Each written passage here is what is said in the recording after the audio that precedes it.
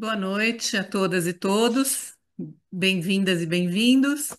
Então, nós somos aqui do grupo de pesquisa Psicologia Política e Relações de Poder, Classe, Gênero e Raça, e atuamos como grupo de pesquisa desde 2021. Hoje a gente tem a honra de receber o professor Fernando Lacerda Júnior, da Universidade Federal de Goiás, que tem graduação e doutorado pela PUC Campinas. É também vice-presidente da região Centro-Oeste da Associação Brasileira de Psicologia Política. Ele é coautor do Dicionário de Psicologia Política Latino-Americana, e de muitas outras obras, as quais eu selecionei algumas aqui para mostrar, né? Crítica e Libertação na Psicologia, Movimentos Sociais, são textos traduzidos por ele, do Martim Baró. Psicologia Política Crítica, Insurgências na América Latina, Psicologia Política e Movimentos Sociais, entre outros. Aproveito para agradecer, né, a disponibilidade do Fernando e para convidar as pessoas que estão aqui com a gente pelo YouTube, quem tiver perguntas, dúvidas, vai colocando no chat durante a fala do professor Fernando. E também vai estar no chat o link para quem precisar de certificado. Obrigada e bom evento a todos. Posso falar, né, Maroca? Sim, então. É, Bom, gente, boa noite para todo mundo aí que está participando dessa atividade, né? Eu queria agradecer muito, né, o convite para falar desse tema, né? Um tema que gosto bastante, e participar de um momento aqui do grupo de estudos de psicologia política e relações de poder, né? Eu não sei se eu estou fazendo justiça a todo mundo que participa do grupo, né? Mas sei que é um grupo aí construído, né, pela Mariana, que é uma amiga de longa data, né? A gente participou já de um monte de coisa, né? Do Felipe, que é alguém que admiro, que leio os textos ali, que tomei conhecimento por meio da revista Psicologia Política, né? E da Bel, que é minha amiga, camarada aí de muitos anos, a gente é, compartilha muita coisa aí no dia a dia e, né, é uma alegria enorme estar participando de um espaço com gente assim, né, com história, com compromisso, né, na construção de uma psicologia diferente. Então, agradecer demais o convite, né? É, Bom, gente, eu acho que eu não vou falar nada muito de novo, assim, né? É, e nada muito diferente do que eu falei em outros momentos, porque, assim, conversando um pouquinho com a Bel, né, eu acho que a ideia é fazer uma fala um pouquinho mais introdutória, né, e eu dividi em três partes, assim, né, pensando, sabendo um pouquinho as coisas que o grupo de estudos aqui discutiu, né, tal.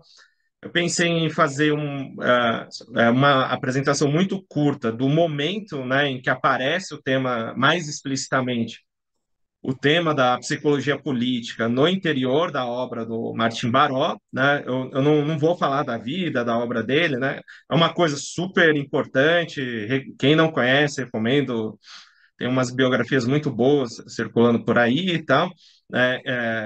Em especial, tem um texto de um amigo dele, né, contemporâneo dele, que é alguém que circula o Brasil aqui de vez em quando, um professor da Costa Rica, né, o Ignácio Dobles, né, acho que é a melhor biografia que tem sobre o Martim Baró,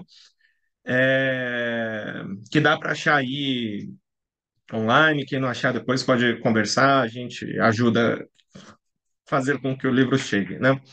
É, E não vou falar da vida, mas é importante falar em que momento da obra aparece a discussão sobre psicologia política. Um segundo momento é falar um pouco como que o Martin Baró concebeu, né, e concebe a psicologia política, e finalmente abordar um pouquinho é, duas discussões que o Martin Baroff fez, que eu acho que são bem interessantes sobre psicologia política e que talvez seja relevante citar como exemplos da abordagem que ele fazia, etc., né? É, e aí, para a gente conversar um pouquinho, né? Eu espero que consiga falar tudo isso aí no tempo que a gente combinou aqui. Então, queria colocar o seguinte, né? O primeiro ponto, né, e é importante colocar isso, né? O, o Martin Baró, né, ele foi morto, né, muito cedo, né? Acho que num momento em que estava amadurecendo sua obra, né? Foi morto em 89, foi assassinado por um exército de elite do governo de El Salvador, né? É, uma situação extremamente violenta que tem relação, né, com uma guerra civil.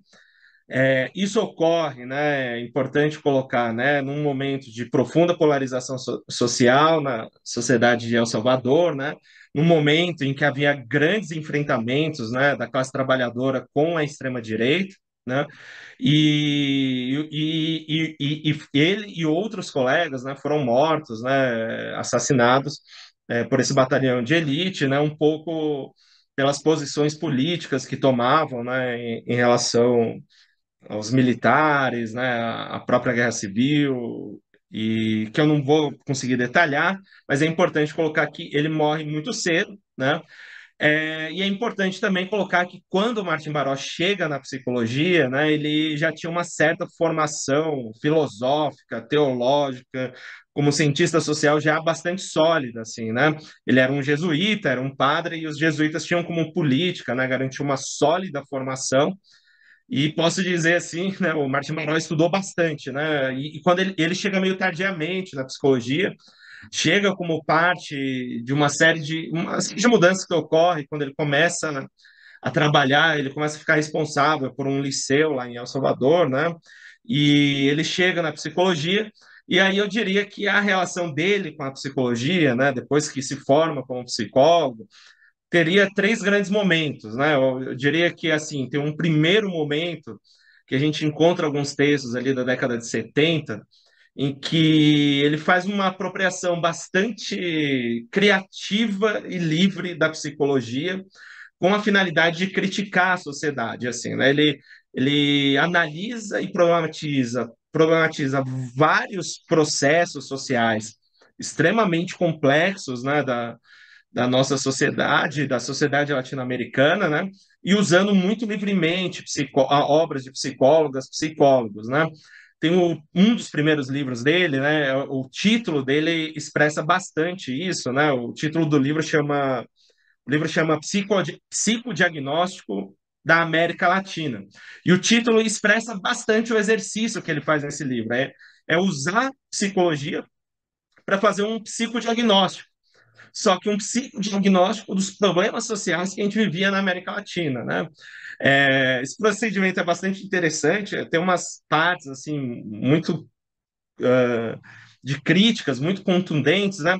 Mas eu diria que é uma crítica que acaba, em alguma medida, em alguns momentos, psicologizando alguns problemas sociais, que eu não vou detalhar, mas né, sei lá, relacionando a revolta da juventude com processos narcísicos, etc. Tem uma coisa um pouco assim, né? É um momento inicial da apropriação da obra dele, né?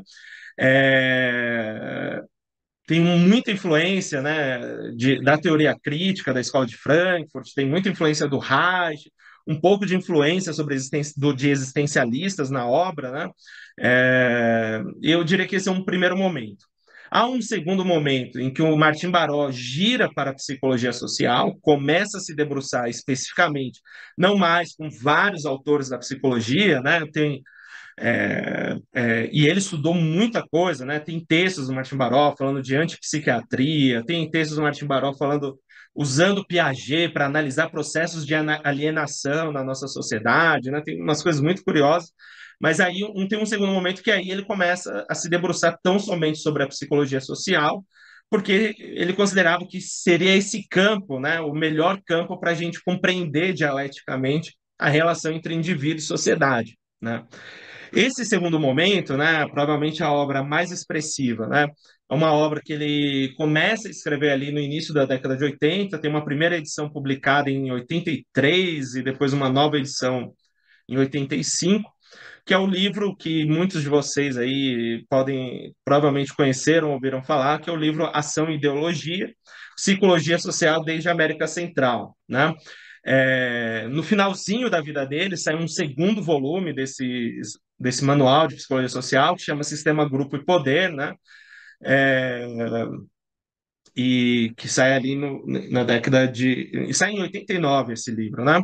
Mas o primeiro texto que sinaliza e a forma como ele estudou a psicologia social é esse livro, né? E ali a gente vê a forma como Martin Baró entendia a psicologia social, como ele já realiza uma crítica da psicologia existente, e ele passa a afirmar de forma muito contundente, né?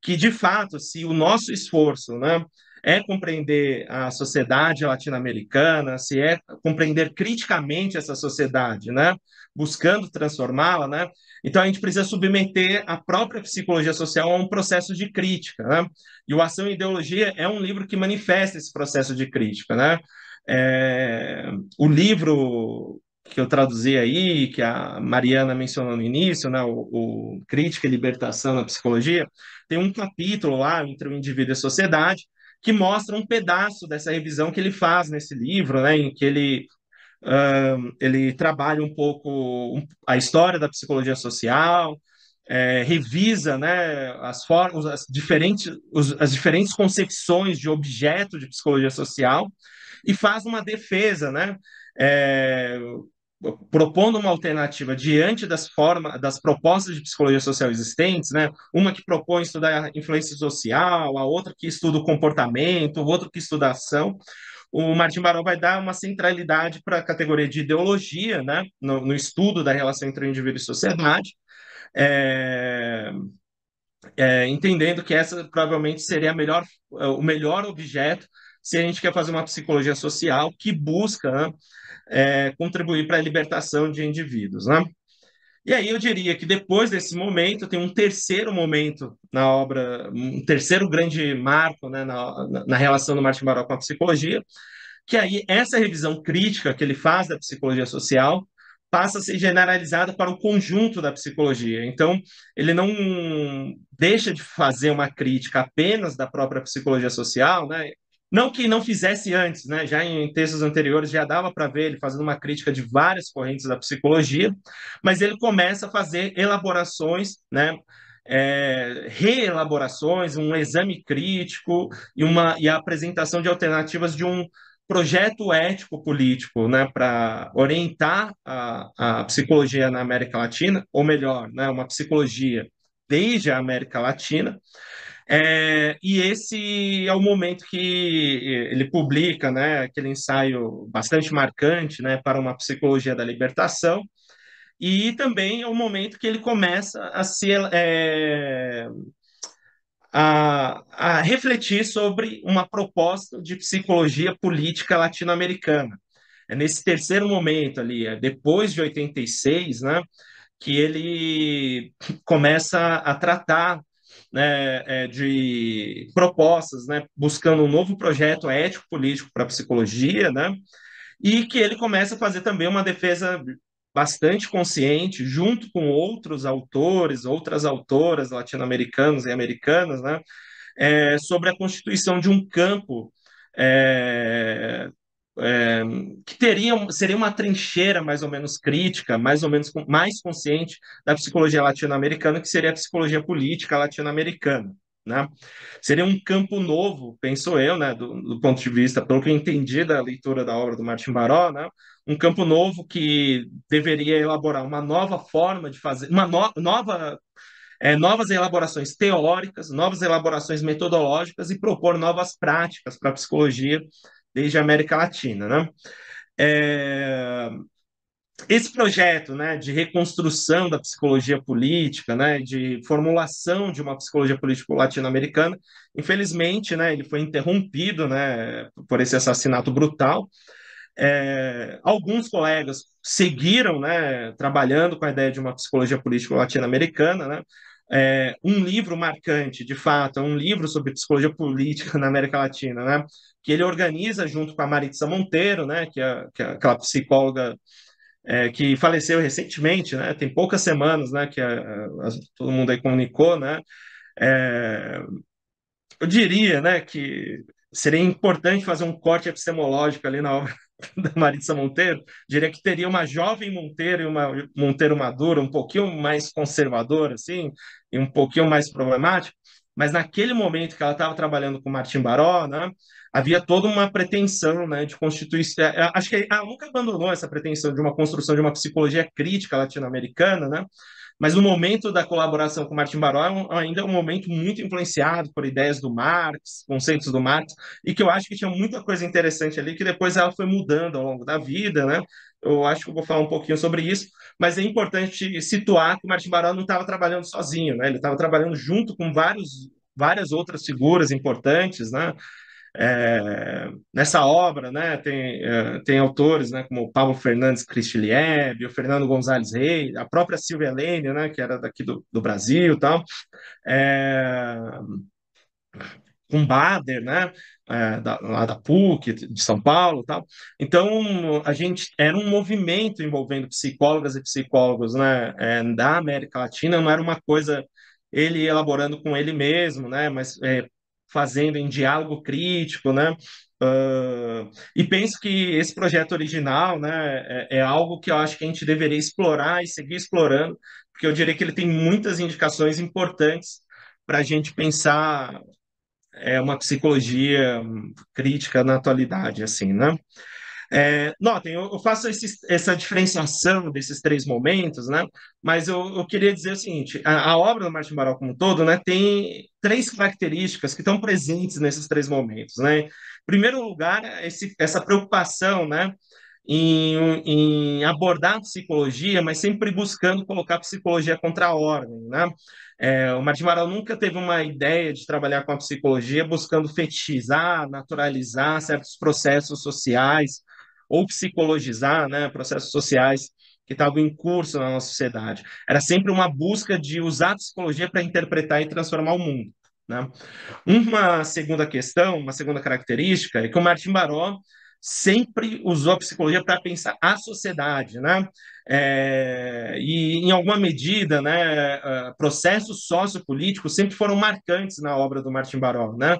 Estudando desde processos como é, de algo que hoje muitos dizem que é parte e objeto de uma psicologia ambiental, né? Mas estudando processos de aglomeração residencial, os efeitos psicossociais da pobreza, né?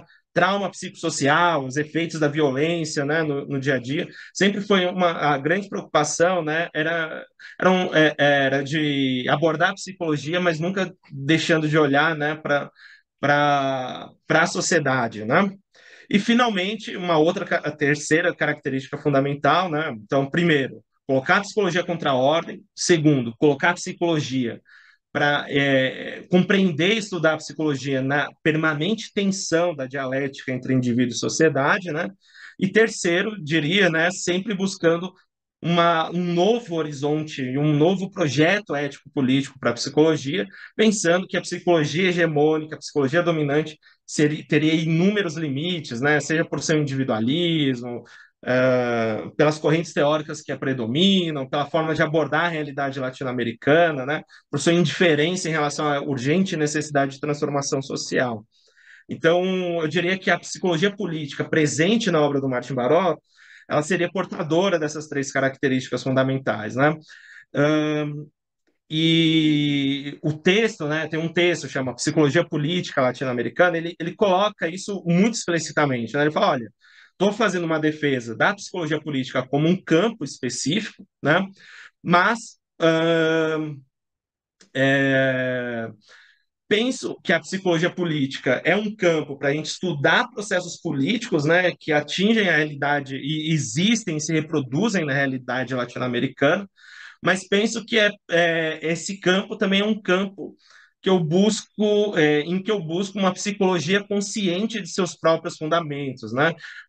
Uma psicologia que é consciente do seu enraizamento social, uma psicologia que é consciente da sua função social E por isso ele vai dizer, uma psicologia política latino-americana sempre tem que ser marcadamente, portar, né, sempre duas reflexões. Em primeiro lugar, né, uma política a gente sempre precisa refletir sobre as políticas da psicologia, né? Nos questionarmos, né, sobre que políticas, né, que projetos de sociedade colocamos em curso ao fazermos e pensarmos a psicologia de uma certa maneira, né? É curioso esse texto, Psicologia Política Latino-Americana, né? Ele vai falar, né, sobre a contribuição da psicologia para a escola, sobre as políticas da psicologia quando ela está no campo da educação, as políticas da psicologia clínica, né, e as políticas da psicologia no interior das organizações, né. Ele vai refletindo sobre isso. Ele coloca isso é uma tarefa para uma psicologia política, refletir conscientemente sobre as políticas presentes na psicologia. Isso é, evidentemente, né, uma reflexão consciente sobre qual projeto ético-político a gente está efetivando na nossa ciência, na nossa profissão. E a segunda tarefa de toda a psicologia política latino-americana, evidentemente, é estudar processos decisivos na organização e na produção das condições de vida dos povos latino-americanos. Então, ele queria uma psicologia que conscientemente e intencionalmente estudasse a política, porque ele queria construir uma psicologia que estudava aquilo que tivesse o potencial, né, de ser uma contribuição significativa, né, para os povos latino-americanos, né? Ele coloca literalmente, né, citando ele, né, ó, psicologia política deve ser uma contribuição, deve dar, né, uma contribuição significativa aos processos históricos que vivem os povos latino-americanos. E refletir sobre os processos históricos que vivem os povos latino-americanos necessariamente passaria pela política, né? É, Essa seria as duas grandes tarefas, né, as duas grandes características marcantes de uma psicologia política latino-americana, né?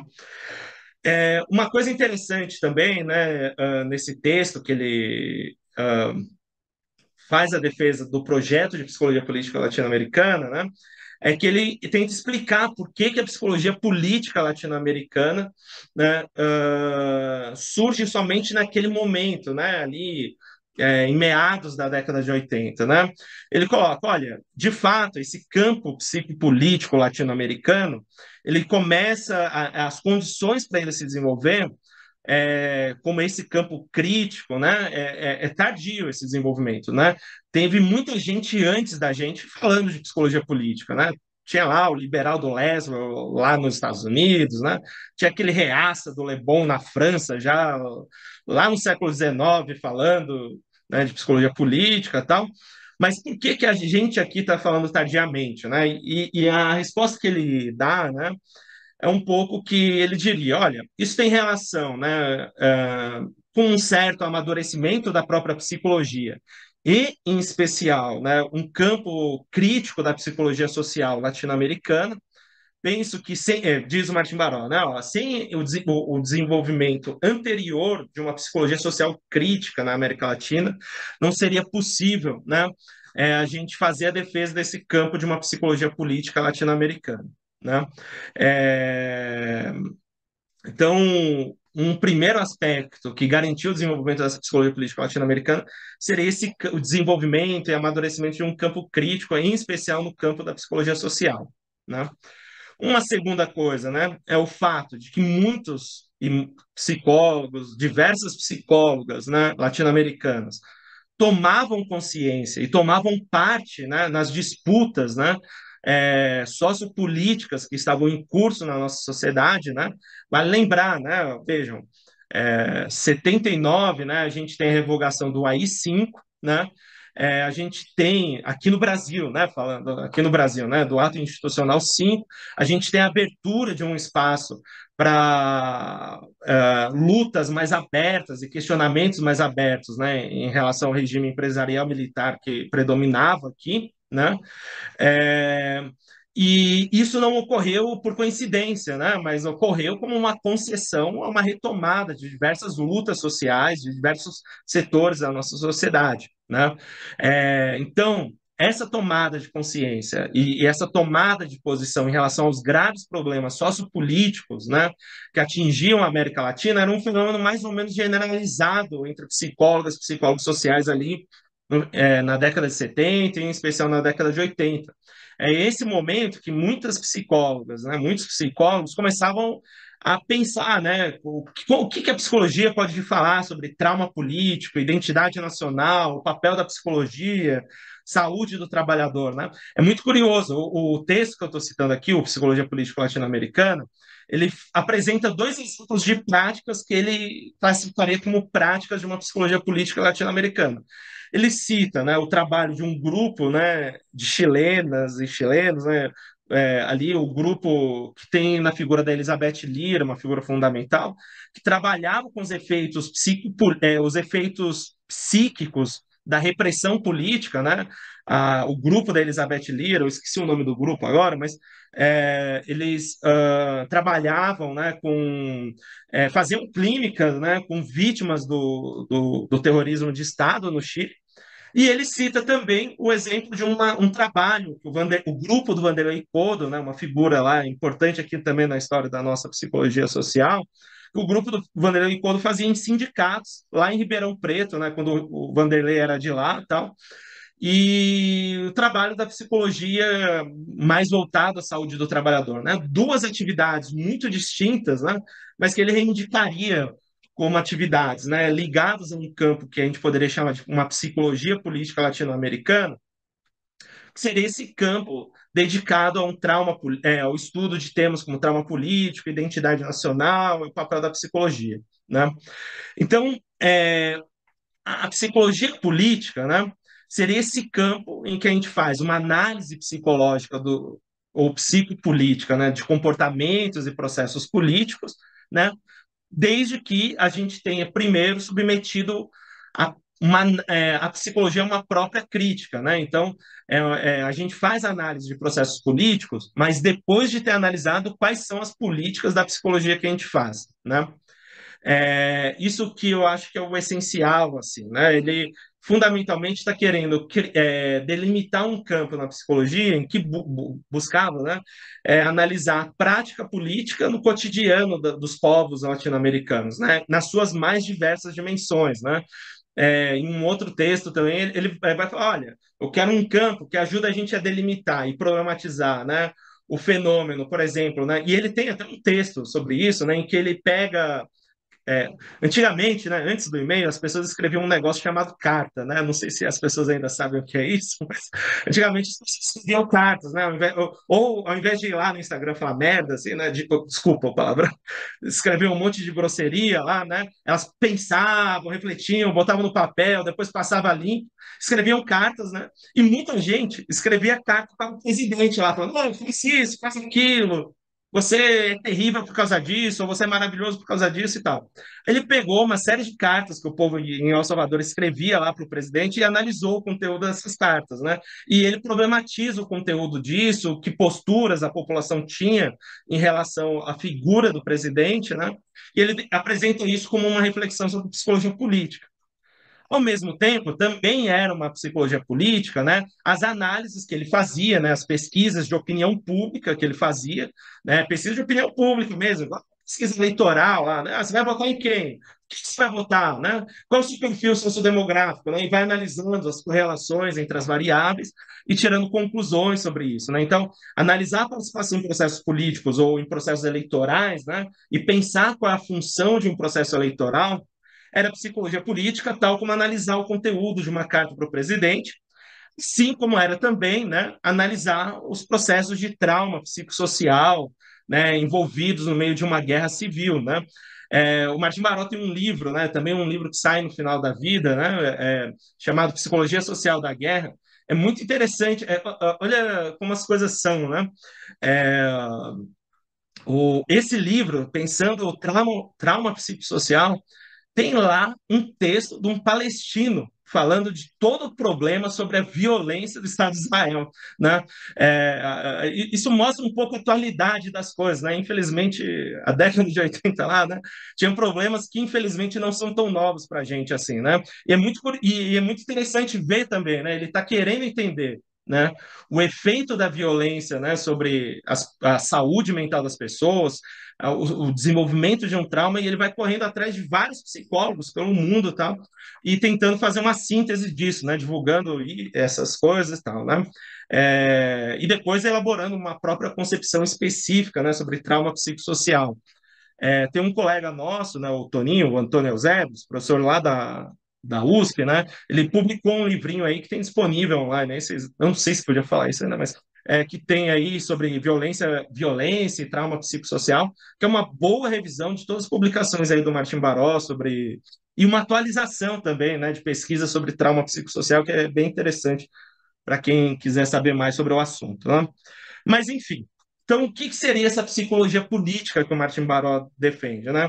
É uma psicologia que foi criticada para evitar a reprodução de ideologia dominante, para problematizar as políticas que ela fazia, para a gente delimitar problemas, né, delimitar, né, os limites e as possibilidades psicopolíticas, e é uma psicologia que se defronta com os processos políticos, né?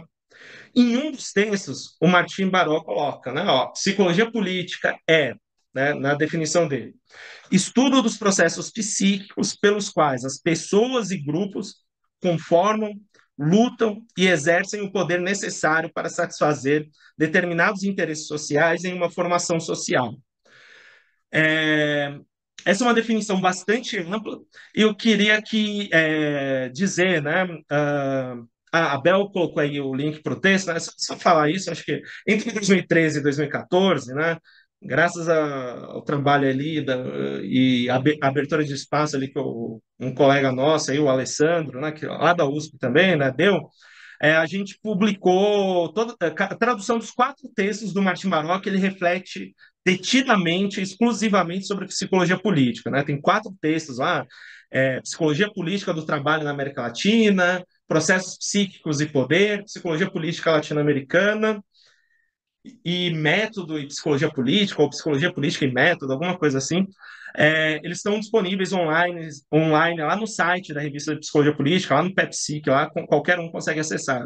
Um deles é esse link aí, né? E dá para a gente ter uma visão geral do que o Martim Baró estava refletindo e amadurecendo sobre psicologia política, né? Num desses textos, o Martim Baró define a psicologia política como um dos ramos da psicologia social. Isso daí abre toda uma polêmica entre nós aí, que está no campo da psicologia política, né? Mas eu queria colocar o seguinte, né? Eu queria colocar uma coisa que eu acho que é interessante a gente refletir sobre esse tema. Para o Martin Baró, a psicologia social não era uma sub-área da psicologia, né?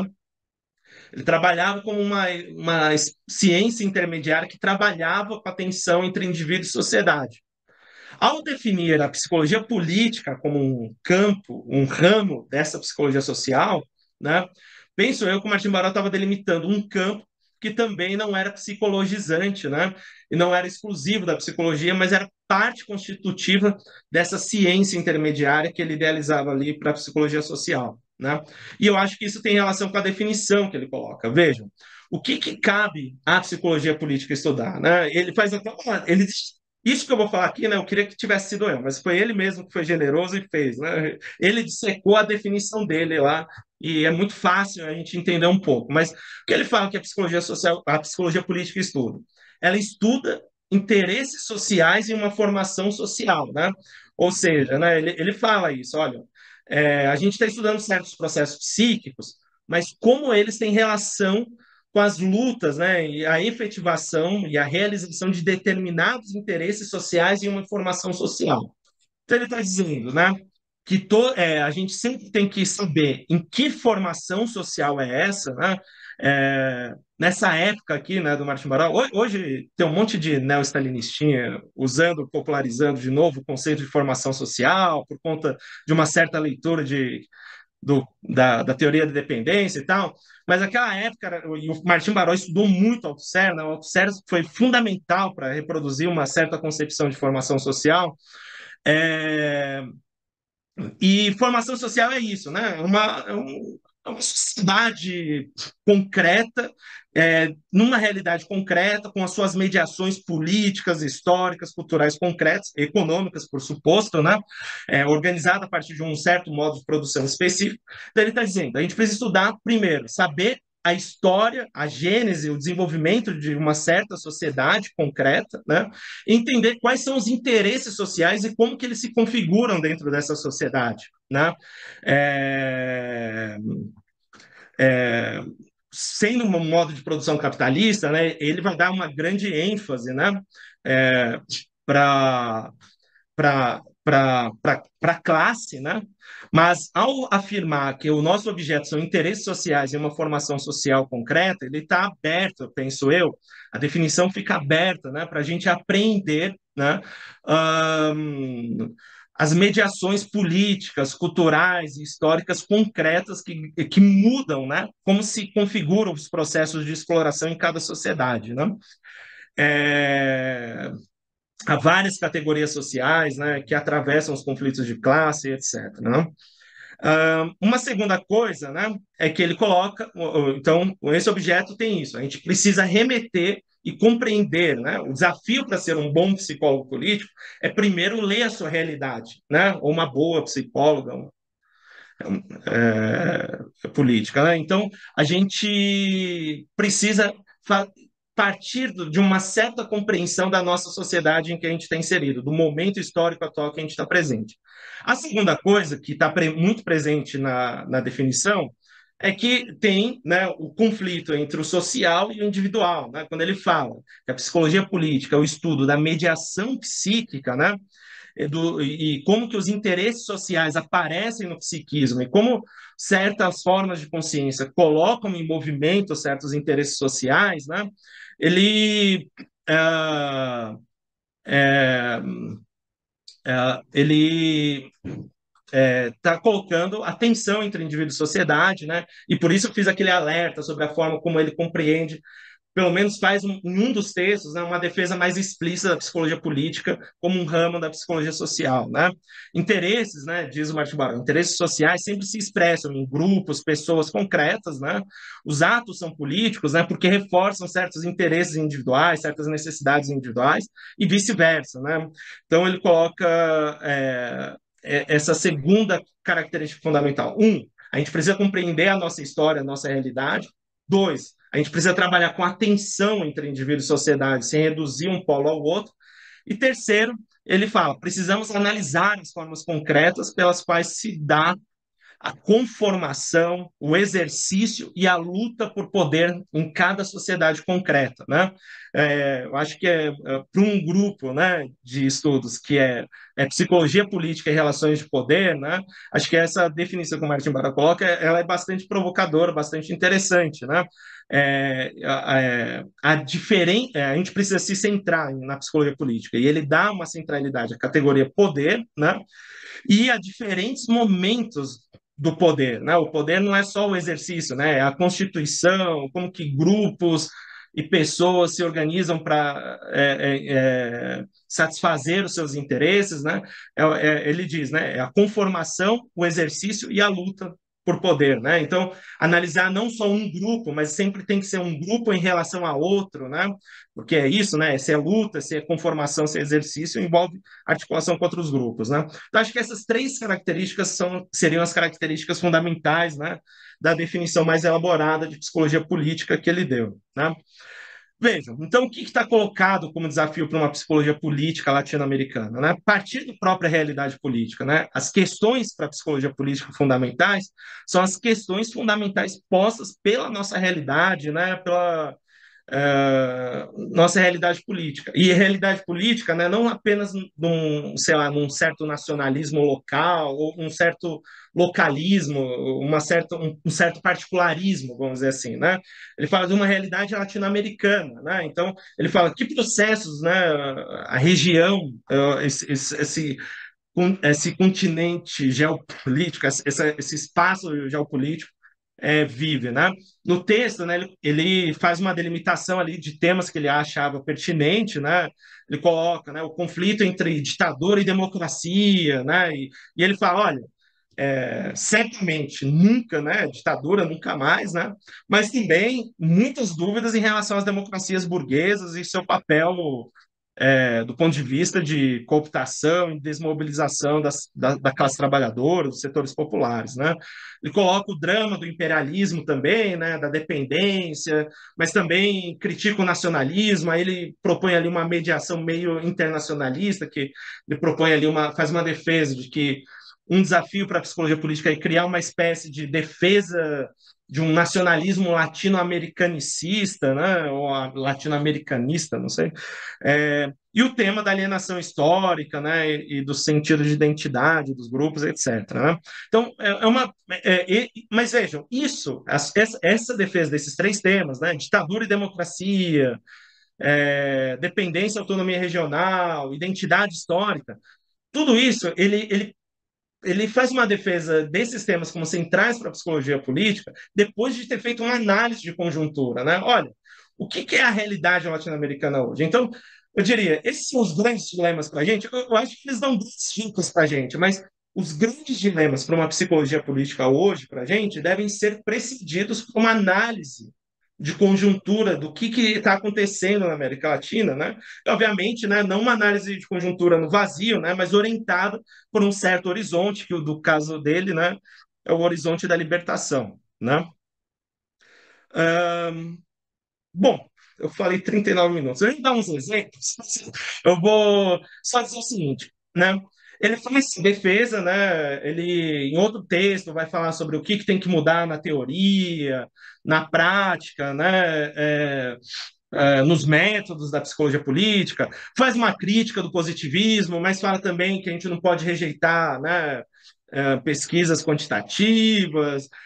Tem uma série de coisas bem interessantes que ele fala, né, sobre a relação, né, o que devem ser os conceitos que guiam a nossa realidade, em uma defesa de uma posição realista crítica, tal que importa, assim, né? Aí, e ele tem esses textos, né, esses quatro textos que eu falei, que são mais genéricos, que ele escreveu, e tem os textos que ele faz pesquisa sobre temas psicopolíticos, né?